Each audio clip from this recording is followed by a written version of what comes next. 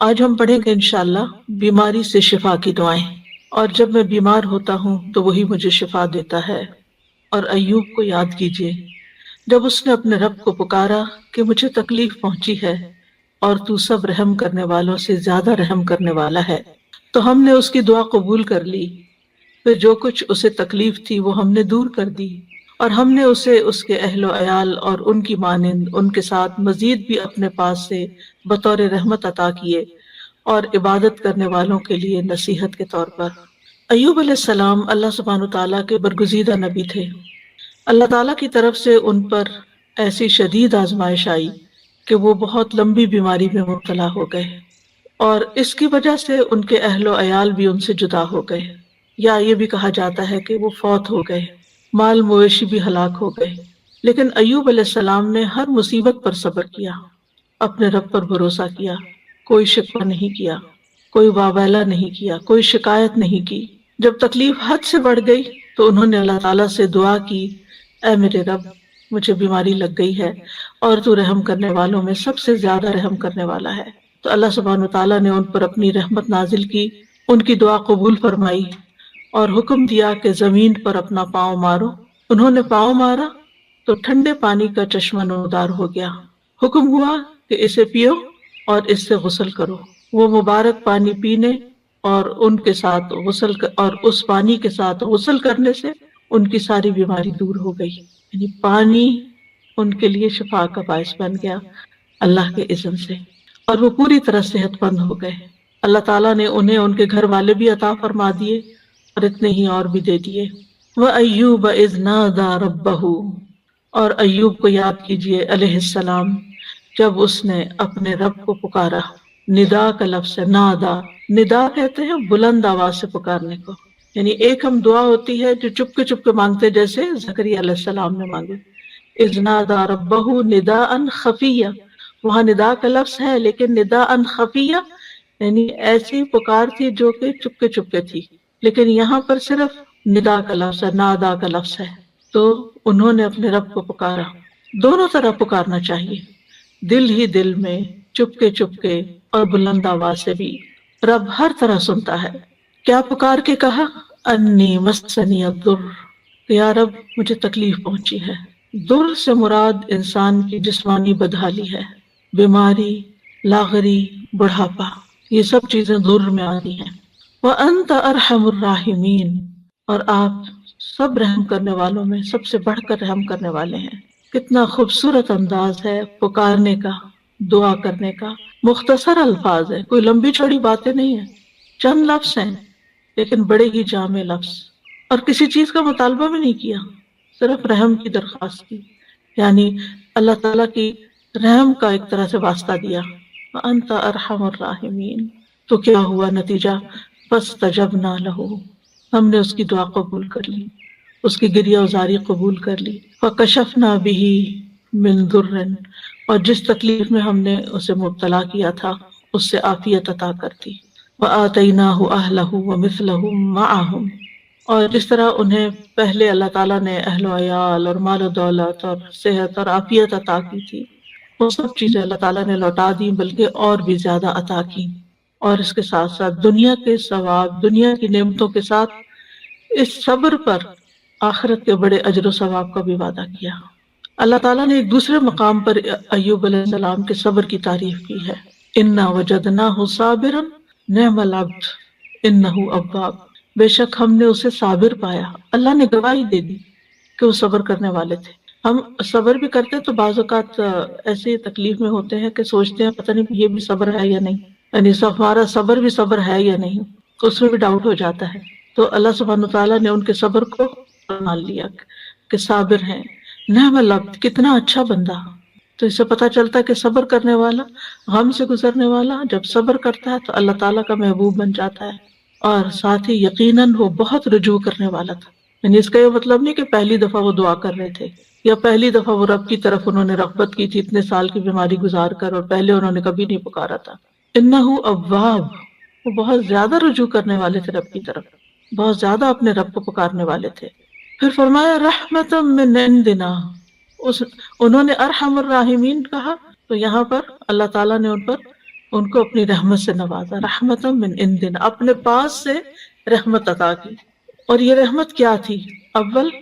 انہیں شدید بیماری اور تکلیف اور آزمائش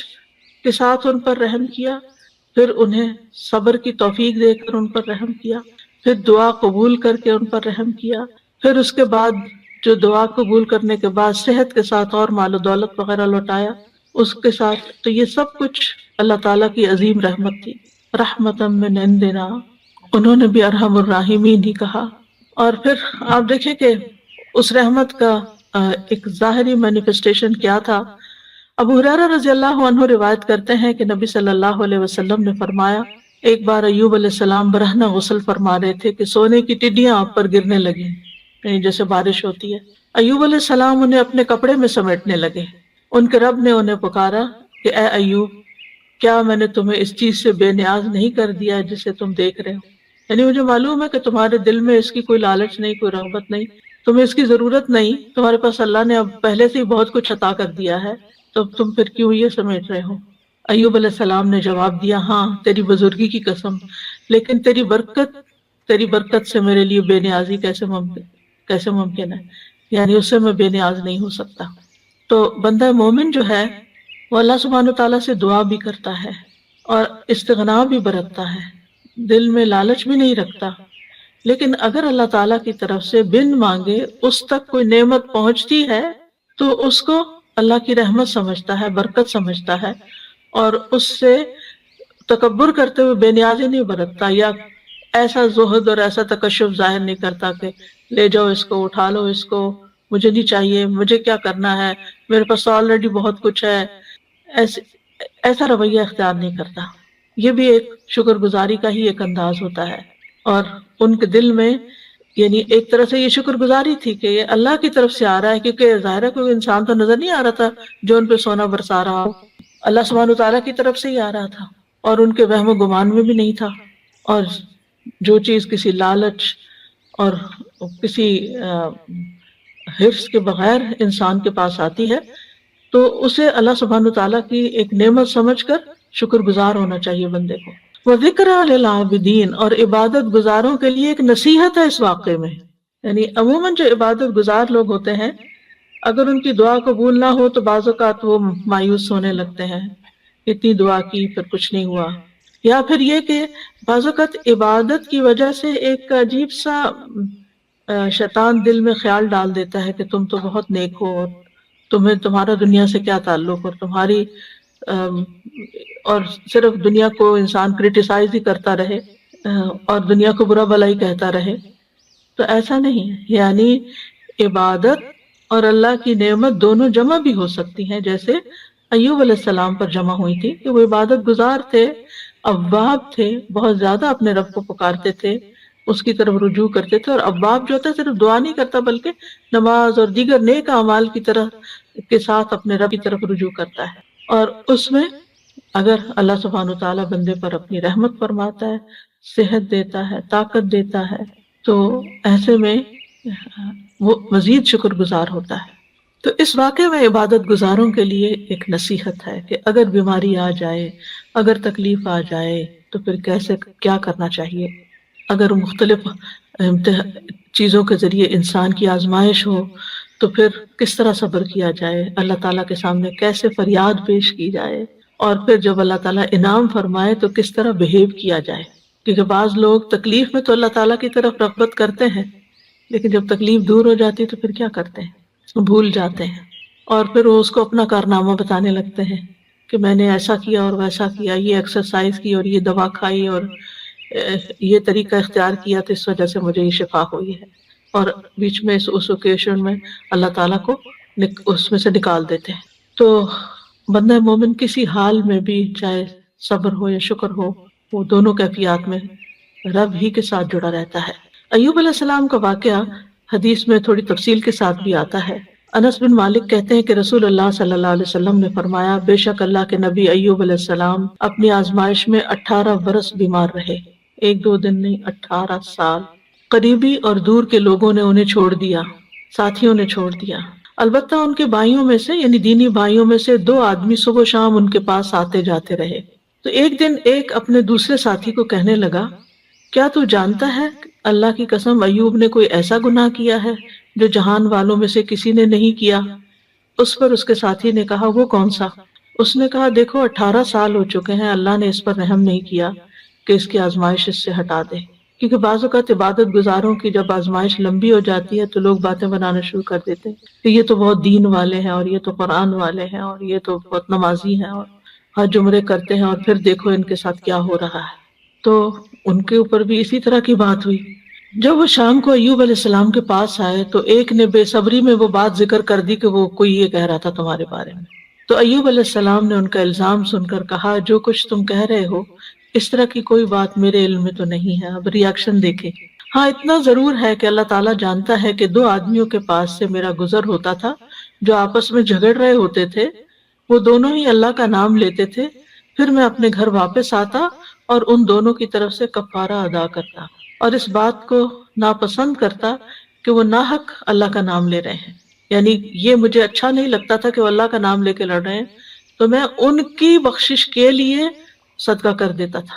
کہ ان کی پکڑ نہ ہو اس پر، یعنی ایسے نیک انسان۔ بہرحال ایوب علیہ السلام کی آزمائش اور بیماری ایسی تھی کہ جب وہ قضاء حاجت کے لیے باہر جاتے اور فارغ ہو جاتے تو ان کی بیوی ان کو ہاتھ سے پکڑ کر سہارا دیتی تھی، حتیٰ کہ وہ واپس اپنی جگہ پر پہنچ جاتے، یعنی اتنے کمزور اور لاغر ہو گئے تھے۔ ایک دن وہ لیٹ ہو گئے اور ان کی بیوی ان کے انتظار میں رہی، اور اللہ نے ایوب کی طرف وحی کی، ارکز برجلک، یعنی باہر ہی گئے ہوئے تھے تو وہیں پر ارکز برجلک ھذا مغتسل بارد وشراب، اپنا پاؤں مارو، یہ نہانے کا ٹھنڈا اور پینے کا پانی ہے۔ ادھر ان کی بیوی سمجھ رہی تھی کہ وہ دیر کر رہے ہیں، یعنی اپنی حاجت سے فارغ ہونے دیر ہو رہی ہے، اور وہ ذرا ہٹ کے کھڑی ہوں گی اور انتظار کر رہی تھی۔ جب وہ واپس پلٹے تو اللہ نے ان کی تمام بیماریاں دور کر دی، اور وہ بہت حسین لگ رہے تھے۔ جب ان کی بیوی نے ان کو دیکھا تو پہچان نہ سکے، پوچھا، اللہ تمہیں برکت دے، کیا تم نے اللہ کے نبی جو بیمار ہیں انہیں دیکھا ہے؟ اللہ کی قسم جب وہ صحت مند تھے تو تم سے سب سے زیادہ مشابہت رکھتے تھے۔ تو انہوں نے کہا، میں وہی ایوب ہوں، یعنی اتنی دیر میں ہی تکلیف دور ہو گئی۔ اور کس سے؟ پانی سے۔ ایوب علیہ السلام کے 2 کھلیان تھے، ایک گندم کا تھا اور ایک جو کا۔ اللہ نے اس پر 2 بادل بھیجے، ایک بادل گندم والے کھلیان پر آ کر سونا برسانے لگا حتیٰ کہ وہ سونا بہنے لگا، اور دوسرا جو کے کھلیان پہ آ کے چاندی برسانے لگا یہاں تک کہ چاندی بہنے لگی۔ اس طرح اللہ نے ان کو مال بھی دیا اور دولت کثیر بھی دی، یعنی ان کی نعمتیں پہلے سے بھی زیادہ ہو گئی، اگرچہ 18 سال کی آزمائش تھی۔ اس دوران وہ اللہ کے نبی بھی رہے، یعنی اللہ تعالیٰ نے اس بیماری کے باوجود ان سے ان کی ذمہ داری نہیں لی بلکہ اس کو ادا کرتے رہے۔ اور ایک بیوی، وفادار بیوی تھی، اور 2 دینی ساتھی تھے جو آتے جاتے تھے، باقی سب چھوڑ گئے تھے۔ تو بعض اوقات، اور چونکہ اس کے آخر میں آیا ہے کہ ذکرى للعابدین، اس کہانی میں، اس واقعے میں عبادت گزاروں کے لیے، نیک لوگوں کے لیے ایک بڑی نصیحت ہے کہ اگر تکلیف آئے اور آزمائش آئے تو پھر کرتے کیا ہیں۔ اس سے یہ بھی پتہ چلتا ہے کہ آزمائش نبی اور غیر نبی دونوں پر آ سکتی، کیونکہ ہمارے ذہن میں یہ خیال ہوتا ہے کہ جو نیک لوگ ہیں ان پر آزمائش نہیں آ سکتی، نہیں، سب پر آ سکتی۔ انبیاء بھی آزمائے جاتے ہیں، بلکہ انبیاء کی آزمائش زیادہ ہوتی ہے، اور پھر جو ان سے قریب تر ہوتے ہیں، یعنی جتنے جتنے نیک ہوتے ہیں اس کے مطابق۔ اور پھر یہ ہے کہ جب تکلیف آئے تو واویلا کرنے کی بجائے انسان کو صبر سے کام لینا چاہیے، اور پھر یہ کہ اللہ تعالیٰ دعا قبول کرتا ہے جب انسان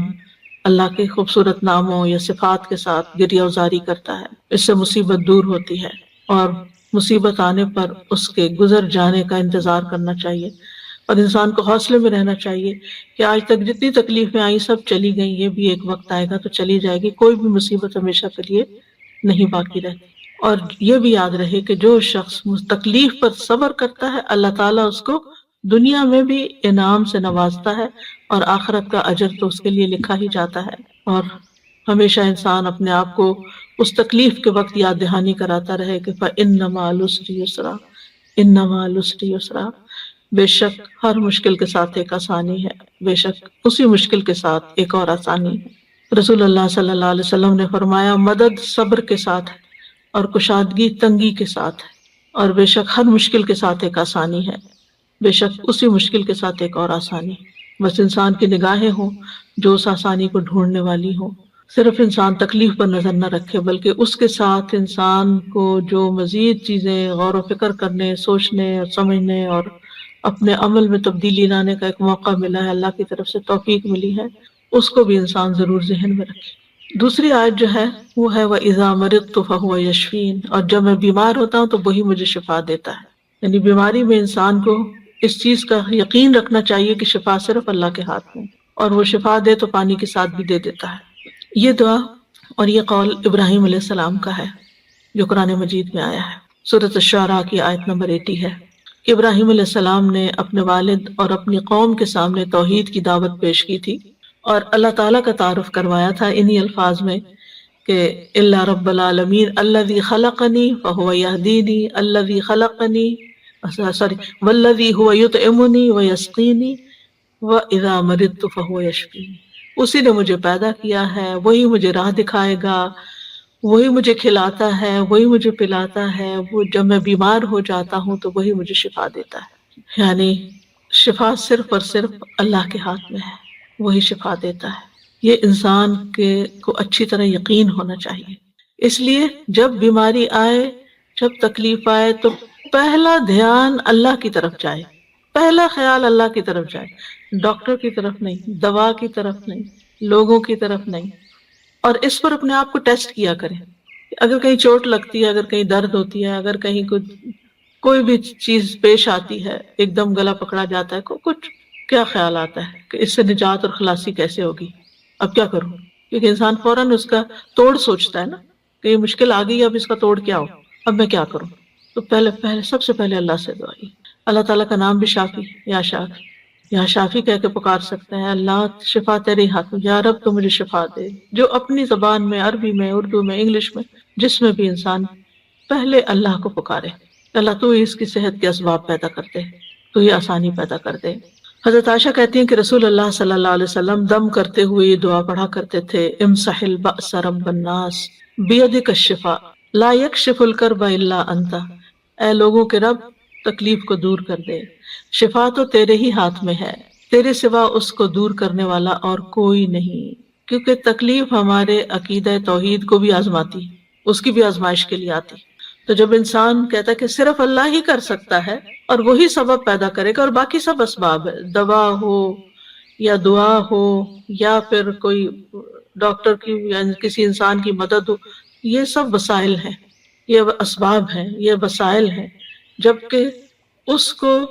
دور کرنے کی طاقت صرف اللہ میں ہے، کرتا وہی ہے۔ تو آپ دیکھیے کہ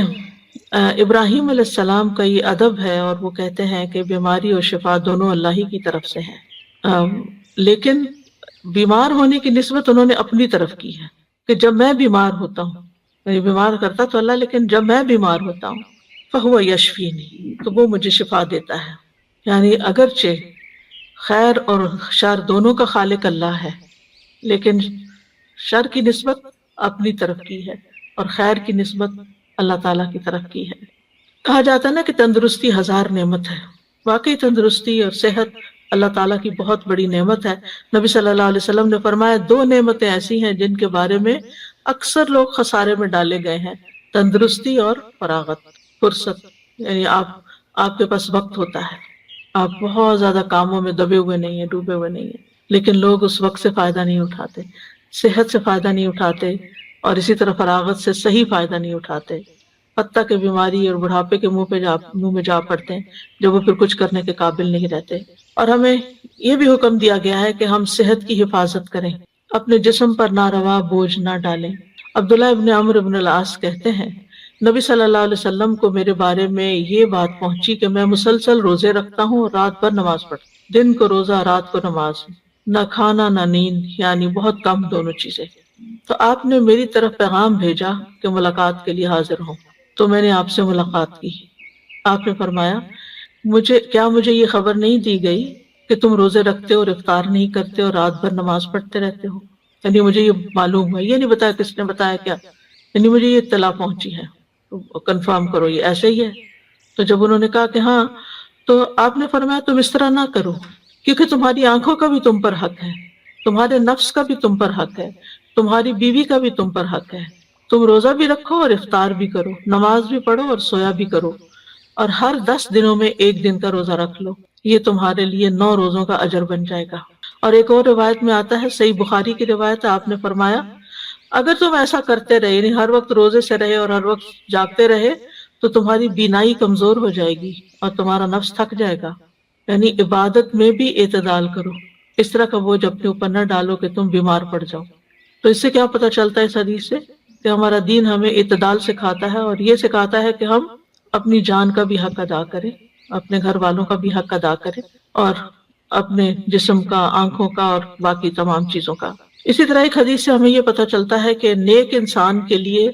صحت مالداری سے زیادہ بہتر ہے، یعنی صحت جو ہے یہ بڑی دولت ہے مال سے بھی۔ تو اس لیے مال کماتے ہوئے بھی انسان کو اپنی صحت برباد نہیں کرنی چاہیے۔ عبداللہ بن خبیب اپنے چچا سے روایت کرتے ہیں کہ ہم لوگ ایک مجلس میں تھے کہ رسول اللہ صلی اللہ علیہ وسلم ہمارے پاس تشریف لائے، سر مبارک پر پانی کے اثرات تھے، تو ہم نے کہا اے اللہ کے رسول، ہم آپ کو بہت خوش دیکھ رہے ہیں۔ آپ نے فرمایا ہاں۔ پھر لوگ مال و دولت کا، مالداری کا تذکرہ کرنے لگے، تو آپ نے فرمایا اللہ عز و جل سے ڈرنے والے کے لیے مالدار ہونے میں کوئی حرج نہیں، یعنی ایک شخص کے اندر اگر اللہ کا تقوی اور خوف ہے اور ساتھ اس کے پاس مال بھی بہت ہے تو کوئی حرج نہیں، کوئی گناہ کی بات نہیں۔ البتہ اللہ عز و جل سے ڈرنے والے کے لیے مالداری سے زیادہ بہتر چیز صحت ہے،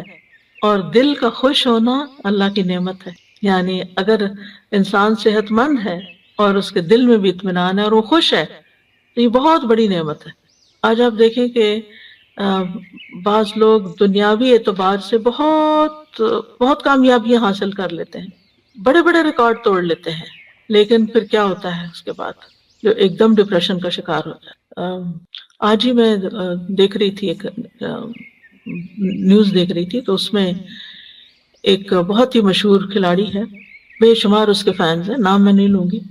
لیکن اس نے کہا کہ میں کھیل رہا تھا اور کھیلتے کھیلتے میں گول کر رہا تھا اور ایک دم مجھ پہ ڈپریشن کا اٹیک ہوا، اور اس کے بعد میں پیچھے پیچھے پیچھے پیچھے گرتا چلا گیا۔ یعنی ساری دنیا اس کی طرح لک فارورڈ کر رہی ہے اور اس کو دیکھ کے خوش ہو رہی ہے اور تالیاں بجا رہی ہے، اور اس پر لمحے کے لمحے میں، آن کی آن میں ایک ایسی آزمائش آتی ہے، اچانک اس کے اوپر ایک ایسی بیماری آ جاتی ہے، تو ہمیں نہیں پتا، کسی لمحے کا نہیں پتا کہ کس وقت ہمارے ساتھ کیا ہو جائے۔ لہٰذا اگر اللہ نے ہمیں اطمینان قلب نصیب کیا ہے تو اس وقت پھر اس نے اپنی ذہنی حالت اور پھر کس طرح اس نے پبلکلی اس کو ایکسپٹ کیا کہ میں بیمار ہوں، اور لوگ اس کو ماننے کو تیار نہیں۔ یعنی لوگ کیا چاہتے ہیں، ہمارے ہیروز جو ہیں وہ تو سپر مین ہی یا سپر سے سپر مین ہی نظر آئے، ان کو وہ کبھی اظہار ہی نہ کریں کہ ان کو کوئی تکلیف ہے یا ان کو کوئی پریشانی ہے، لیکن انسان تو کہیں بھی پہنچ جائے وہ انسان ہے اور کمزور ہے، اور اللہ تعالیٰ دکھاتا ہے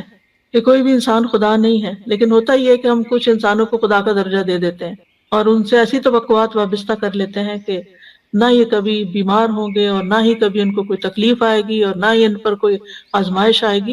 تو ایسا نہیں سوچنا چاہیے، انسان انسان ہے اور انسان کمزور ہے، اور انسان دنیا میں مال و دولت کے یا شہرت کے کسی بھی مقام پہ پہنچ جائے، اس کے ساتھ کسی وقت بھی کچھ ہو سکتا ہے۔ تکلیف نعمت میں بھی بدل سکتی ہے اور نعمت تکلیف میں بھی بدل سکتی ہے، اس لیے انسان کو اللہ تعالیٰ کی طرف رجوع کرتے رہنا چاہیے اور عافیت کی دعا مانگتے رہنا چاہیے۔ لیکن ہمیں جو اس حدیث سے پتہ چلتا ہے وہ یہ کہ مالداری سے زیادہ بہتر چیز صحت ہے۔ بعض اوقات آپ نے دیکھا ہوگا کہ کوئی غریب سے غریب شخص ہے لیکن انتہائی ایکٹیو، صحت مند، بھاگ دوڑ کرنے والا، کام کرنے والا، جیسے عموماً بیک ہوم میڈز وغیرہ ہوتی ہیں تو وہ یعنی کہ کتنی کتنی ایکٹیو ہوتی ہیں، لیکن ان کو اپنی اس نعمت کی قدر ہی نہیں ہوتی کہ اللہ نے ہمیں ہمارے ہاتھ پاؤں چلتے رکھے ہیں اور ہم کام کر سکتے ہیں، اور ہمیں کسی کے اس لحاظ سے محتاجی نہیں ہے، ہم دوسروں کی خدمت کر رہے ہیں، ہم ان سے بہتر ہیں کہ ان کو ہماری ضرورت ہے جبکہ ہمیں ان کی اس طرح ضرورت نہیں ہے، لیکن وہ اس نعمت کی قدر کرنے کے بجائے اس غم میں رہتے ہیں کہ ان کے پاس بڑا گھر ہے یا گاڑی ہے اور ہمارے پاس نہیں ہے تو ہم محروم ہیں۔ حالانکہ محروم اس حدیث کی روح سے زیادہ محروم وہ ہے جس کے پاس صحت نہیں ہے، جی وہ زیادہ محروم ہے۔ نبی صلی اللہ علیہ وسلم نے فرمایا جس شخص نے اس حالت میں صبح کی کہ اسے اپنے بارے میں امن ہو، کوئی خوف نہیں، وہ بدن کے لحاظ سے تندرست ہو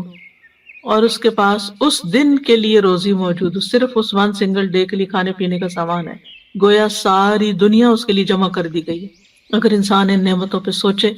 اور شکر ادا کرے۔ رسول اللہ صلی اللہ علیہ وسلم نے فرمایا اللہ سے عافیت کا سوال کیا کرو، کیونکہ کسی انسان کو عافیت سے بڑھ کر کوئی چیز نہیں دی گئی۔ معاذ بن رفاع اپنے والد سے روایت کرتے ہیں کہ ابو بکر صدیق رضی اللہ تعالی عنہ ممبر پر کھڑے ہوئے پھر رو دیے۔ فرمایا گزشتہ سال رسول اللہ صلی اللہ علیہ وسلم ممبر پر کھڑے ہوئے، یہ کہہ کر ابو بکر پھر رو پڑے اور فرمایا اللہ سے معافی اور عافیت کا سوال کرو، کیونکہ یقین کے بعد عافیت سے بڑھ کر کوئی نعمت کسی کو نہیں دی گئی۔ اسی طرح نبی صلی اللہ علیہ وسلم نے ایک شخص کو نصیحت کرتے ہوئے فرمایا کہ 5 چیزوں کو 5 چیزوں سے قبل غنیمت سمجھو، جوانی کو بڑھاپے سے پہلے، صحت کو بیماری سے پہلے، مالداری کو فقیری سے پہلے، فراغت کو اپنی مصروفیت سے پہلے، زندگی کو موت سے پہلے۔ اسی طرح آپ نے ایک موقع پر ابن عمر سے فرمایا جب تم صبح کرو تو اپنے دل میں شام ہونے کا نہ سوچو، شام کا انتظار نہیں کرو، شام ہو تو صبح ہونے کا نہ سوچو، یعنی جو وقت ہے اس میں جیو، اس کی قدر کرو، اس وقت سے فائدہ اٹھاؤ، اس میں اچھا اچھا کام کر لو، یہ نہ سوچو اچھا صبح ہوگی تو پھر کر لیں گے، اگر اس وقت ہے تو پھر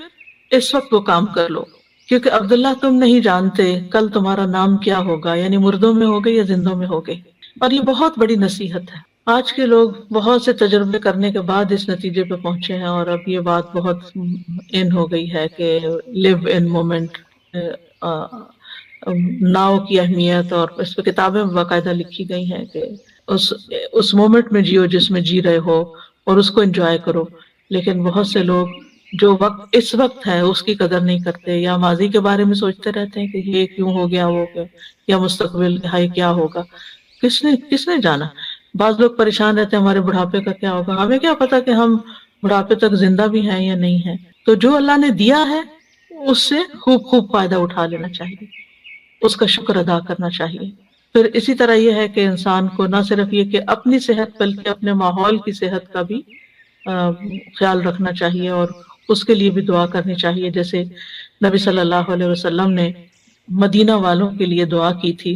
اے اللہ ہمارے دلوں میں مدینہ کی محبت اسی طرح پیدا کر دے جس طرح مکہ کی محبت، بلکہ اس سے بھی زیادہ۔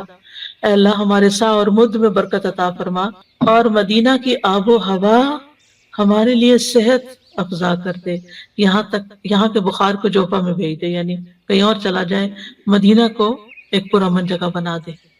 تو انسان کو اپنے بدن میں بھی عافیت کی دعا کرنی چاہیے، اپنے گھر میں بھی، اپنے شہر میں، اپنے ملک میں، کہ جہاں ہم رہتے ہیں امن امان کے ساتھ رہ سکیں، کیونکہ انسان امن کے ساتھ ہی بہت پروڈکٹیو ہو سکتا ہے۔ جب انسان کے اوپر ایک خوف سوار ہوتا ہے، اس کے حالات پریشانی کا شکار ہوتے ہیں، تو اس کو یہ نہیں سمجھ آتی کہ مجھے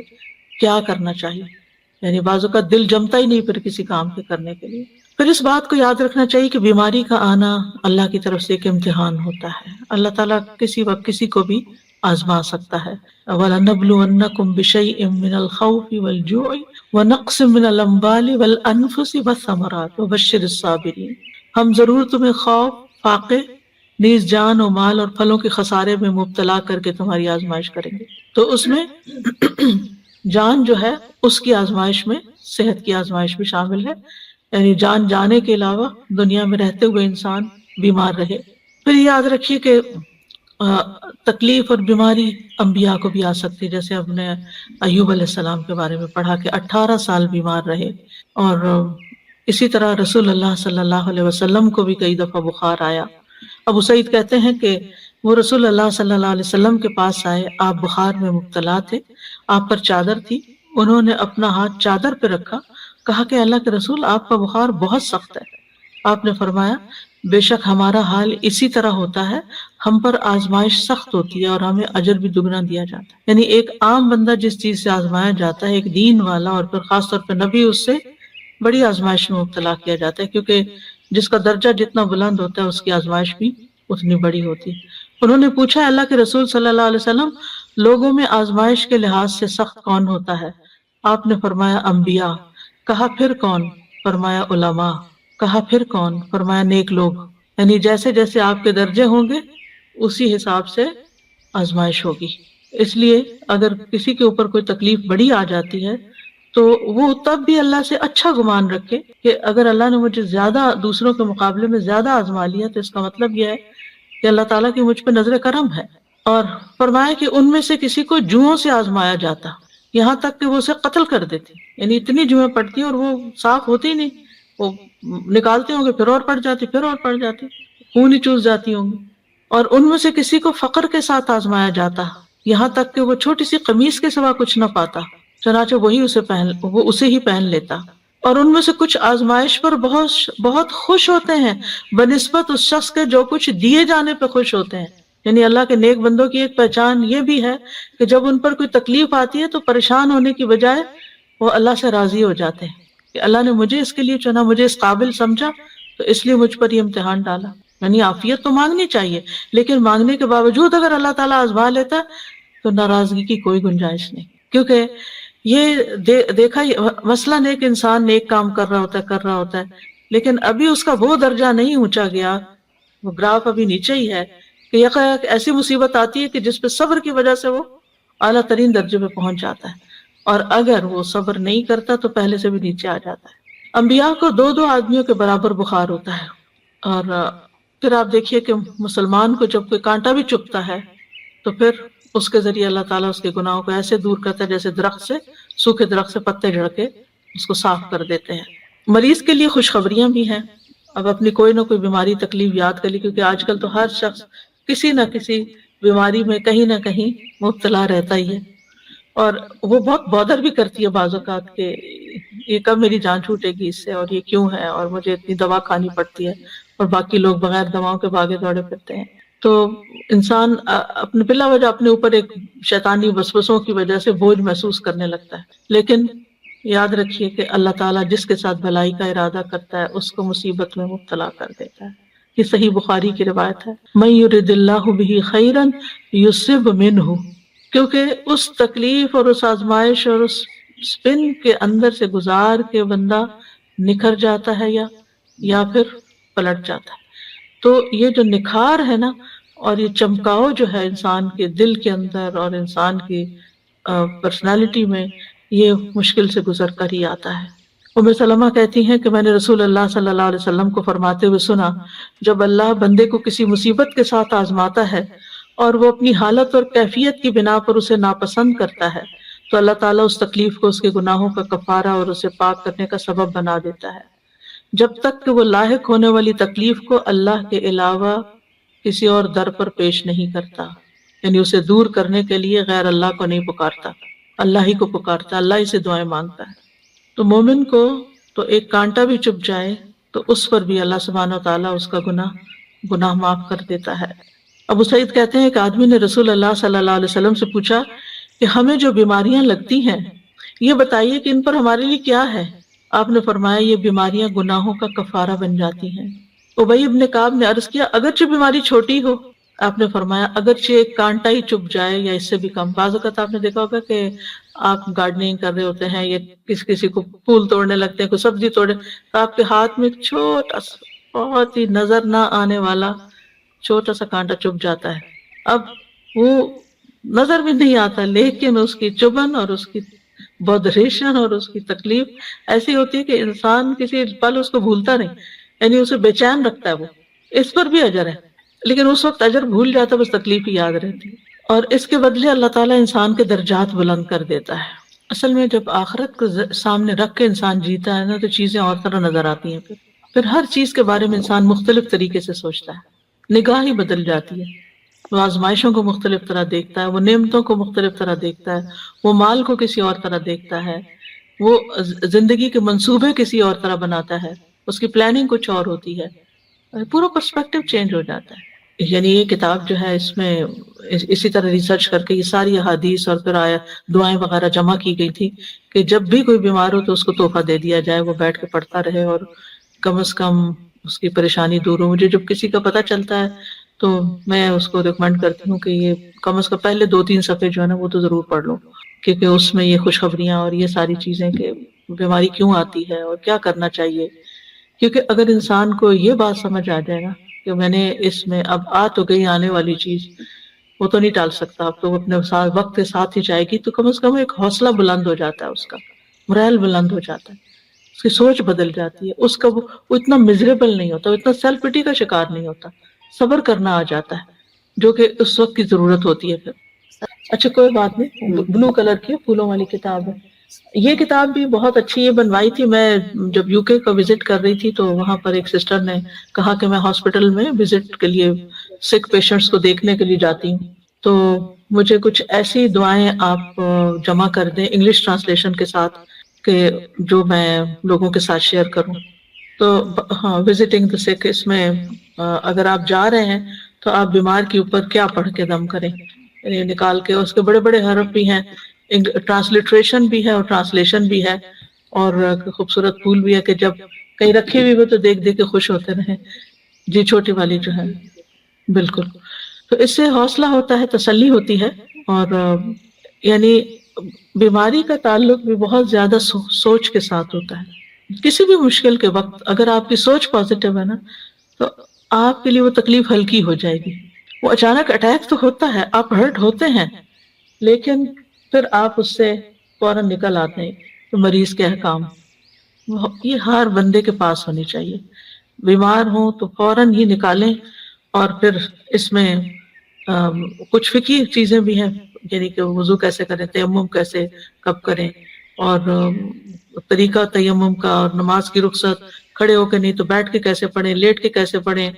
اور پھر اسے روزے کے بارے میں، پھر اگر حج کے اوپر، حج میں کچھ چیزیں ہو جائیں ایسی تو پھر کیا کریں، اور پھر وینٹیلیٹر کے اوپر یا خودکشی والے کے ساتھ کیا کریں، پھر کچھ مسنون چیزیں جو ہیں، اور پھر آخر میں اس میں بھی دعائیں ہیں. اس کے آخر میں بھی یہ دعائیں جو اس میں ہیں، یہ دعائیں جو اس میں ہیں وہ اس کے اندر بھی آخر میں ڈالی ہوئی ہیں. کیونکہ بعض اوقات انسان کو اپنے پہ دم خود کرنا ہوتا ہے، یا کسی اور پہ کرنا ہے، یا پھر عافیت کی دعائیں ہیں تو وہ ساری اکٹھی کر دی گئی. اس کے علاوہ یہ حسن صحت کتاب جو ہے، بیسیکلی جو میرا جینا میرا مرنا ہے، اس کتاب کا جو پہلا چیپٹر تھا حسن صحت کے بارے میں، اس کو جب میں نے پڑھایا تو تھوڑا الیبوریٹ کیا تھا اور نئی چیزیں اس میں ڈالی تھی. تو الحمدللہ اس میں بھی بہت سی ایسی چیزیں. تو یہ کتابیں ہر گھر میں ہونی چاہیے، تاکہ اللہ نہ کرے کہ کوئی تکلیف میں ہو یا بیمار ہو تو اس وقت انسان ان کو پڑھ لے. میں نے تو اپنے دائیں ہاتھ کے پاس رکھی ہوئی ہے، تاکہ وقتاً فوقتاً پڑھ کے اپنا جو ہے اپنے ذہن، اپنی سوچوں کا علاج بندہ کرتا رہے، اپنا مورال بہتر کرتا رہے. کیونکہ بیماری تو بیماری ہوتی ہے، لیکن اس کے اندر جو پریشانی اور جو نیگیٹو تھنکنگ اور شیطان کے وساوس، وہ انسان کو زیادہ بیمار کر دیتے ہیں.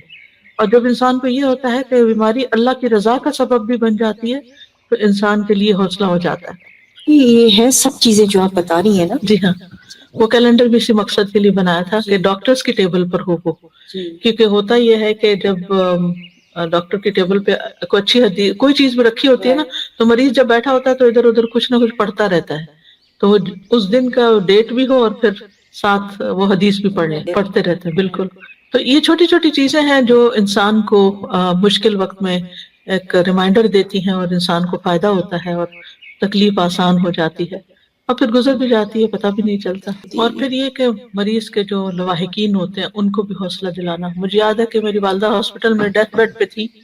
اور ان کے ٹیسٹ بھی ہو رہے تھے. تو ابھی تک ایک ینگ ڈاکٹر مجھے یاد ہے کہ وہ آیا اور اس نے ساری ریڈنگز دیکھی، اور ہم لوگ بیٹھے ہوئے تھے تو